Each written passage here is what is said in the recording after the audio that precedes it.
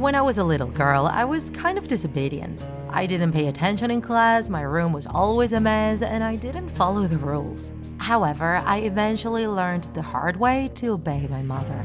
That fateful day, we went to the countryside with the family, and I brought my new ball. It was a birthday gift, and it was the perfect time to try it out. My mother told me not to bring it, but I simply disobeyed her, just like I always did.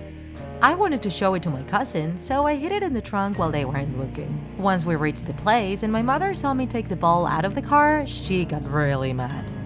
She made it clear that I would be grounded for that later.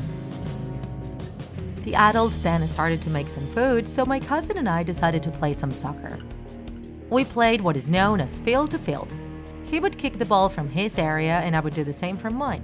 The goals would be the gaps between the trees, and his gap was way smaller than mine. Even then, I was still winning more shots than him, but I got too cocky. I kicked the ball the wrong way with the tip of my foot. And besides the pain I felt on my toe, I shot the ball far into the distance. It got lost among the trees, and so I ran towards it, looking for it. It was my brand new ball after all.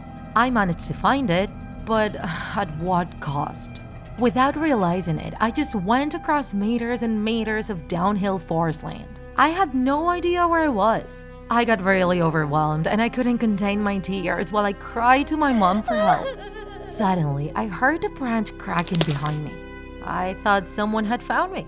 I turned around, filled with hope, but all I saw was more trees. I was definitely lost. I decided to follow the roads that looked the most promising, but I just ended up getting more and more deeply into that forest land. The trees above me were so leafy that all the sunlight was being blocked by them, and eventually I found something stuck on a tree. I grabbed it and it said, "Walk 10 steps to your right."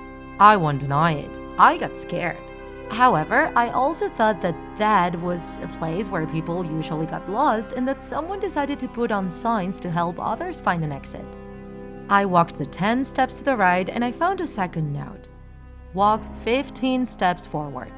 This time the text had a happy emoji in it. In that moment, I thought that maybe someone lived nearby and that putting these signs was a game they played with their children. I kept on walking, feeling hopeful, thinking that I would finally find someone to help me. And then I found a third note which said, "I'm about to find you." And it had the drawing of a bloody knife. I heard steps behind me. I turned around quickly, but nobody was there. I started running like I've never ran before, turning around every now and then to check if anyone was following me. When suddenly, everything turned white. I opened my eyes. My mother was yelling at me, but I couldn't hear anything. I had bumped into a tree and I had fainted. I did it. I don't know how, but I managed to get back to my family. I got my ball back, but the day didn't end like I expected. I had a huge bump on my head and I had 3 notes in my pocket that proved what I had experienced was all real. I still wonder to this day, who had been following me?